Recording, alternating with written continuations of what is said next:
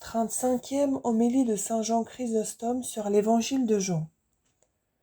Chapitre 4, verset 40 jusqu'au verset 53. Les Samaritains étant donc venus le trouver, le prièrent de demeurer chez eux, et il y demeura 2 jours.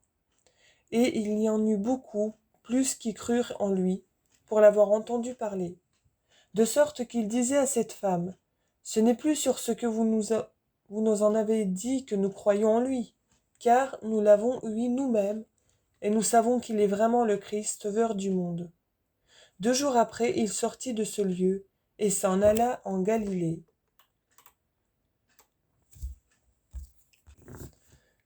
Il n'est rien de pire que l'envie et la jalousie.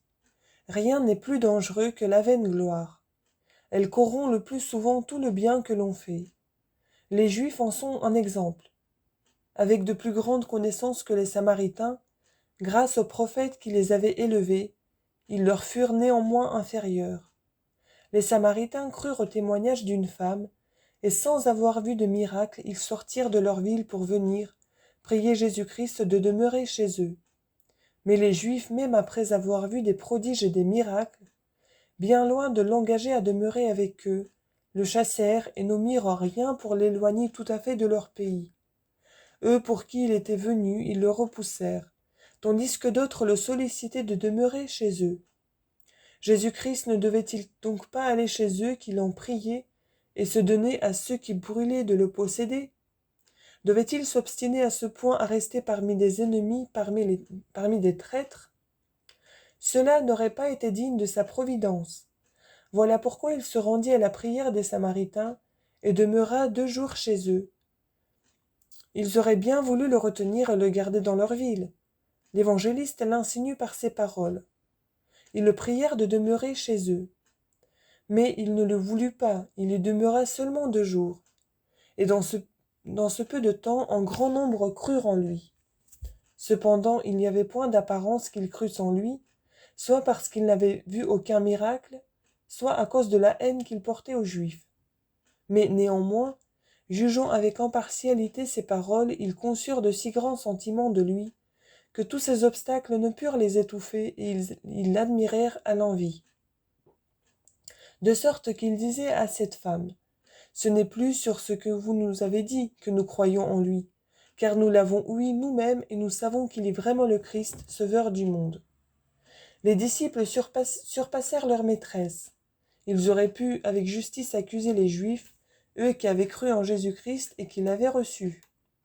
Ceux-là pour qui il avait entrepris l'œuvre de salut lui jetèrent souvent des pierres, mais ceux-ci, lorsqu'il n'allait point chez eux, l'engagèrent à y venir. Ceux-là, après avoir vu des miracles, persistent dans leur obstination et dans leur incrédulité. Mais ceux-ci, sans en avoir vu, font paraître une grande foi. Et même ils se glorifient d'avoir cru en Jésus sans le secours des miracles. Mais ceux-là ne cessent point de le tenter et de lui demander des miracles. Ainsi toujours il est nécessaire qu'une âme soit bien disposée. La vérité venant alors à se présenter, entrera facilement en elle et s'en rendra la maîtresse. Que si elle ne se rend pas la maîtresse, cela ne vient point de la faiblesse de la vérité, mais de l'endurcissement de l'âme. En effet, le soleil éclaire facilement les yeux qui sont purs et nets, mais s'il ne les éclaire pas, c'est la maladie des yeux, ce n'est point la faiblesse du soleil qui en est cause. Écoutez donc ce que disent les Samaritains. Nous savons qu'il est vraiment le Christ, sauveur du monde. Remarquez-vous en combien peu de temps ils ont connu qu'il attirerait à soi tout le monde, qu'il était venu pour opérer le salut de tous les hommes, que sa providence ne devait point se renfermer et se borner aux Juifs seulement, et que sa parole se ferait entendre et se répandrait partout. Mais les Juifs, bien différents d'eux, s'efforçant d'établir leur propre justice, ne se sont point soumis à Dieu pour recevoir cette justice qui vient de lui. Épître aux Romains, chapitre 10, verset 3. Les Samaritains, au contraire, confessent que tous les hommes sont coupables et publient hautement cet oracle de l'apôtre. Tous ont péché et ont besoin de la gloire de Dieu, étant justifiés gratuitement par sa grâce. Épître aux Romains, chapitre 3, versets 23 et 24.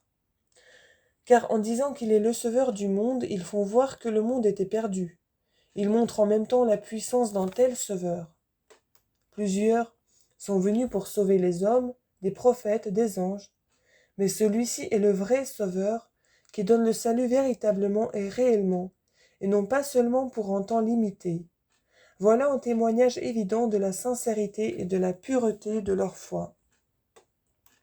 En effet, les Samaritains sont doublement admirables. Ils le sont et pour avoir cru, et pour avoir cru sans voir de miracle. Aussi ce sont eux que Jésus-Christ déclare heureux en disant « Heureux ceux qui sans avoir vu ont cru ». Évangile de Jean, chapitre 20, verset 29. Ils sont encore admirables pour avoir cru sincèrement, puisqu'ayant ouï une femme dire avec quelque sorte de doute « Ne serait-ce point le Christ ?»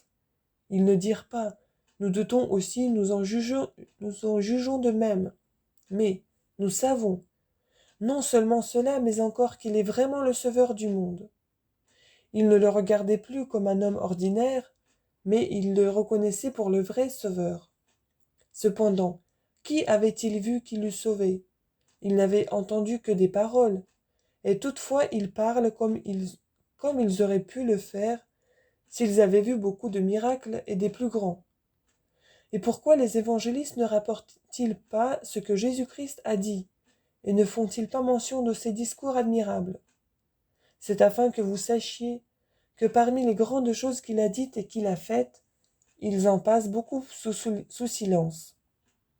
Mais néanmoins, en rapportant l'issue, ils indiquent suffisamment tout le reste. En effet, Jésus-Christ a converti par sa parole tout le peuple et toute la ville. C'est quand les auditeurs n'ont été ni dociles ni soumis, qu'ils sont dans la nécessité de rapporter ce qu'a dit Jésus-Christ, de peur qu'on ne rejette sur le prédicateur ce qui n'est imputable qu'à l'aveuglement des auditeurs. 2 jours après, il sortit de ce lieu et s'en alla en Galilée. Car Jésus témoigna lui-même qu'un prophète n'est point honoré dans son pays. Pourquoi l'évangéliste ajoute-t-il cela? Parce qu'il ne fut pas à Capharnaüm, mais en Galilée, et de là à Cana. Et afin que vous ne demandiez pas pourquoi il ne demeura pas chez les siens, mais chez les Samaritains, il vous en donne la raison, en disant que c'est parce qu'il ne l'écoutait point. Il n'y alla donc pas pour ne les pas rendre plus coupables et dignes d'un jugement plus rigoureux. Au reste, par sa patrie, je crois que l'évangéliste entend ici Capharnaüm. Jésus-Christ nous apprend lui-même qu'il n'y a point été honoré. Écoutez ce qu'il dit. « Et toi, Capharnaüm, qui as été élevé jusqu'au ciel, tu seras précipité jusque dans le fond des enfers. » Évangile de Luc, chapitre 10, verset 15. Il l'appelle sa patrie dans le langage de l'incarnation, comme y résidant habituellement. Quoi donc? Direz-vous, ne voyons-nous pas bien ces personnes fort estimées et honorées de leurs compatriotes? D'abord, de ces exceptions, il n'y a rien à conclure. De plus, si quelques-uns se sont fait une réputation dans leur patrie, ils en avaient une bien plus grande au dehors. L'habitude de vivre ensemble engendre souvent le mépris. Étant donc revenus en Galilée, les Galiléens le reçurent avec joie, ayant vu tout ce qu'il avait fait à Jérusalem au jour de la fête, à laquelle ils avaient été aussi. Ne remarquez-vous pas que ceux dont on parlait mal sont ceux-là même qui accoururent à lui plus promptement? Qu'on en parla mal, ce que rapporte l'évangéliste, ne nous permet pas d'en douter. Peut-il venir quelque chose de bon de Nazareth? Évangile de Jean, chapitre 1, verset 46. Et d'autres. Lisez avec soin les Écritures et apprenez qu'il ne sort point de prophète de Galilée. Évangile de Jean, chapitre 7, verset 52. Les Juifs tenaient son langage pour insulter Jésus-Christ, car plusieurs le croyaient de Nazareth. Ils lui faisaient encore ce reproche comme s'il eût été samaritain. Vous êtes un samaritain et vous êtes possédé du démon. Évangile de Jean, chapitre 8, verset 48. Mais voilà, dit l'Écriture, que les Samaritains et les Galiléens croient pour la honte des Juifs. Et même les Samaritains se montrent meilleurs que les Galiléens. En effet, ils ont reçu Jésus-Christ sur le seul témoignage d'une femme, mais les Galiléens n'ont cru en lui qu'après avoir vu les miracles qu'il avait faits. Jésus vient donc de nouveau à Cana en Galilée, où il avait changé l'eau en vin. L'évangéliste rapporte ici les miracles à la louange des Samaritains. Les Galiléens crurent en Jésus-Christ, mais après avoir vu les miracles qu'il avait opérés et à Jérusalem et chez eux. Les Samaritains, au contraire, le reçurent pour sa doctrine seulement. Saint Jean rapporte que Jésus vint en Galilée pour mortifier la jalousie des Juifs. Mais pourquoi alla-t-il à Cana? Il y fut la première fois parce qu'il était invité aux noces. Mais maintenant, pourquoi y va-t-il? Pour moi, il me semble véritablement qu'il y fut pour confirmer, par sa présence, la foi au miracle qu'il y avait opéré, et aussi pour s'attacher plus sûrement ces hommes, en allant chez eux de son propre mouvement, sans qu'ils n'en eussent prié, et en quittant même sa patrie pour leur donner la préférence sur les siens. Or il y avait un seigneur de la cour dont le fils était malade à Capharnaüm, lequel, ayant appris que Jésus venait de Judée en Galilée, l'alla trouver et le pria de vouloir venir chez lui pour guérir son fils. Verset 47. Ainsi qualifié seigneur de la cour, ou comme étant de la race royale, ou comme exerçant quelque dignité. Quelques-uns croient que c'est le même que celui dont parle saint Matthieu, mais on prouve visiblement que c'est un autre, et par sa dignité et par sa foi. Celui-là, quoique Jésus-Christ voulût bien aller chez lui, le prie de ne pas se donner cette peine. Celui-ci, au contraire, le presse de venir dans sa maison, quoiqu'il ne s'y offre pas. L'un dit, « Je ne suis pas digne que vous entriez dans ma maison. » Évangile de Matthieu, chapitre 8, verset 8. L'autre fait de grandes instances. « Venez, dit-il, avant que mon fils meure. » Celui-là, descendant de la montagne, vint à Capharnaüm. Celui-ci fut au-devant de lui de Samarie, comme il allait non à Capharnaüm mais à Cana.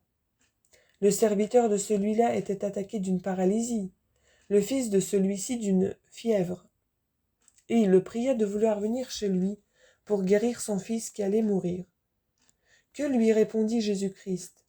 Si vous ne voyez des miracles et des prodiges, vous ne croyez point. Verset 48. Toutefois que cet officier vint le trouver et le pria, c'était une marque de sa foi, de quoi l'évangéliste lui rend témoignage en rapportant ensuite que Jésus, lui ayant dit « Allez, votre fils se porte bien », il crut à la parole que Jésus lui avait dite et s'en alla. Verset 50. Que prétend donc ici l'évangéliste? Ou nous faire admirer avec lui les Samaritains pour avoir cru sans voir de miracle, ou pour censurer en passant la ville de Capharnaüm qu'on regardait comme la patrie de Jésus. Car un autre qui dit dans saint Luc « Seigneur, je crois, aidez-moi dans mon incrédulité » Évangile de Marc, chapitre 9, verset 23, s'est servi des mêmes paroles. Au reste, cet officier a cru, mais sa foi n'était point pleine et entière. Il le fait voir en s'enquérant de l'heure où la fièvre avait quitté son fils. Car il voulait savoir si la fièvre l'avait quitté d'elle-même, ou si c'était par le commandement de Jésus-Christ. Et comme il le reconnut que c'était là, la veille à la 7e heure du jour, il crut en lui et toute sa famille. Verset 53. Ne voyez-vous pas qu'il crut, non sur ce qu'avait dit Jésus-Christ, mais sur le témoignage de ses serviteurs? Aussi le Sauveur lui fait un reproche sur l'esprit, dans lequel il était venu le trouver, et par là il l'excitait davantage à croire en lui. En effet, avant le miracle, il ne croyait qu'imparfaitement, que si cet officier est venu trouver Jésus et le prier, il n'est rien en cela de merveilleux. Les pères, dans leur tendresse pour leurs enfants, s'ils en ont un de malade, courent précipitamment aux médecins, et non seulement à ceux en qui ils ont une entière confiance, mais aussi à ceux-mêmes sur qui ils ne comptent pas entièrement, tant ils craignent de rien négliger. Et toutefois, celui-ci n'est venu trouver Jésus que par occasion, lorsqu'il allait en Galilée. S'il eût pleinement cru en lui, son fils étant à la dernière extrémité et prêt à mourir, il n'aurait pas manqué de l'aller chercher jusque dans la Judée. que s'il craignait, c'est aussi en quoi on ne peut l'excuser. Remarquez, je vous prie, mes frères, que ces paroles mêmes montrent sa faiblesse et son peu de foi, car il est constant qu'il aurait dû avoir une plus grande opinion de Jésus-Christ, sinon avant, du moins après qu'il eût fait connaître les bas sentiments qu'il avait de lui, et qu'il en eût été repris. Cependant, écoutez-le parler, vous verrez combien il rampe encore à terre. Venez, dit-il, venez avant que mon fils meure. Comme si Jésus-Christ n'aurait pas pu ressusciter son fils s'il était mort, comme s'il ne savait pas l'état où il était. Voilà pourquoi il le reprend et parle à sa conscience en langage sévère, lui faisant connaître que les miracles que pour la doctrine. Le Seigneur opère les miracles non pour les fidèles, mais pour les infidèles et les hommes les plus grossiers. Dans sa tristesse et dans sa douleur, cet officier ne faisait pas beaucoup d'attention aux paroles de Jésus-Christ. Il n'écoutait guère que celles qui tendaient à la guérison de son fils. Mais dans la suite, il devait se les rappeler et en faire un grand profit. C'est ce qui arriva. Mais pourquoi Jésus-Christ, sans en être prié, offre-t-il d'aller chez le centenier, et ne fait-il pas la même offre à celui qui le presse et le sollicite vivement? C'est que la foi du centurion étant parfaite, voilà pourquoi Jésus-Christ offre d'aller chez lui, afin de nous faire connaître la vertu de cet homme. Mais l'officier n'avait encore qu'une foi imparfaite. Comme donc il le pressait instamment en lui disant « Venez », faisant voir par là qu'il ne savait point encore que Jésus pouvait guérir son fils, quoique absent et éloigné. Jésus lui montre qu'il le peut, afin que la connaissance qu'avait le centurion par lui-même, cet officier l'acquit, voyant que Jésus avait guéri son fils sans aller chez lui. Ainsi quand il dit « Si vous ne voyez des miracles et des prodiges, vous ne croyez point », c'est comme s'il disait « Vous n'avez point encore une foi digne de moi, et vous me regardez encore comme un prophète. » Jésus-Christ donc, pour manifester ce qu'il est et montrer qu'il faut croire en lui, même indépendamment des miracles, s'est servi des mêmes paroles par lesquelles il s'est fait connaître à Philippe. Ne croyez-vous pas que je suis dans mon Père et que mon Père est en moi? Évangile de Jean, chapitre 14, verset 10. Quand vous ne me voudriez pas croire, croyez à mes œuvres. Évangile de Jean, chapitre 10, verset 38. Et comme il était en chemin, ses serviteurs vinrent devant de lui et lui dirent « Votre fils se porte bien. » Verset 51. Et s'étant enquis de l'heure qu'il s'était à trouver mieux, ils lui répondirent « Hier environ la 7e heure du jour, la fièvre le quitta. » Verset 52. Son père reconnut que c'était à cette heure-là que Jésus lui avait dit « Votre fils se porte bien » et il crut lui et toute sa famille. Verset 54. Ne le remarquez-vous pas, mes très chers frères, que le bruit de ce miracle se répandit aussitôt? En effet, cet enfant ne fut pas délivré d'une manière ordinaire du péril où il était, mais sa guérison eut lieu sur le champ. D'où il est visible qu'elle n'était point naturelle, et que c'est Jésus-Christ qui l'avait opérée par sa vertu et par sa puissance. Déjà il était arrivé aux portes de la mort, comme le déclarent ces paroles du Père. « Venez avant que mon fils meure », lorsque tout à coup il en fut arraché. Voilà aussi ce qui étonna les serviteurs. Peut-être même accoururent-ils non seulement pour apporter cette bonne nouvelle, mais encore parce qu'ils regardaient comme inutile que Jésus-Christ vînt. Ils savaient effectivement que leur maître devait être arrivé. Voilà pourquoi ils furent à sa rencontre par le même chemin. Au reste, cet officier, cessant de craindre, ouvre son cœur à la foi, pour montrer que c'est son voyage qui lui a procuré le miracle de la guérison de son fils. Il déploie toute sa diligence de peur qu'on ne croie qu'il l'ait fait inutilement, et c'est aussi pour cela qu'il s'informe exactement de tout. Et il crut, lui et toute sa famille. Ce témoignage était exempt de tout doute et de tout soupçon. En effet, ces serviteurs qui n'avaient point été présents au miracle, qui n'avaient point entendu Jésus-Christ ni su l'heure, ayant appris de leur maître que c'était à cette même heure que lui avait été accordée la guérison de son fils, eurent une preuve très certaine et très évidente de la puissance de Jésus-Christ, et voilà pourquoi ils crurent aussi eux-mêmes. Quel enseignement, mes frères, tirerons-nous de là? Que nous ne devons point attendre des miracles, ni demander au Seigneur des gages de sa divine puissance. Je vois des gens qui font paraître un plus grand amour de Dieu lorsque leurs fils ou leurs femmes ont reçu quelque soulagement dans leur maladie. Mais quand bien même nos vœux et nos désirs ne se sont point exaucés, il est juste de persévérer toujours dans la prière, de ne pas cesser de chanter des cantiques d'action, de grâce et de louange. C'est là le devoir des serviteurs fidèles. C'est là ce que doivent au Seigneur ceux qui l'aiment et le chérissent comme il faut. Ils doivent, dans la prospérité et dans l'adversité, dans la paix et dans la guerre, toujours également accourir et s'attacher à lui.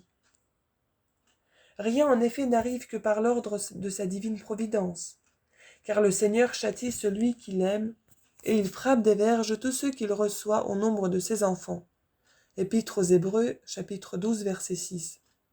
Celui qui ne le sert et qui ne l'honore que lorsqu'il vit dans la paix et dans la tranquillité, ne donne pas des marques d'un fort grand amour, et ne montre pas qu'il aime purement et sincèrement Jésus-Christ. Mais pourquoi parler de la santé, des richesses, de la pauvreté, de la maladie? Quand même vous seriez menacé du feu, des plus cruels et des plus horribles tourments, vous ne devriez pas pour cela cesser un instant de chanter les louanges du Seigneur. Mais il vous faudrait tout souffrir pour son amour. Tel doit être le fidèle serviteur, telle est une âme ferme et constante. Avec ces dispositions, vous supporterez facilement, mes chers frères, les afflictions et les calamités de la vie présente. Vous acquerrez les biens futurs et vous vous présenterez avec beaucoup de confiance devant le trône de Dieu.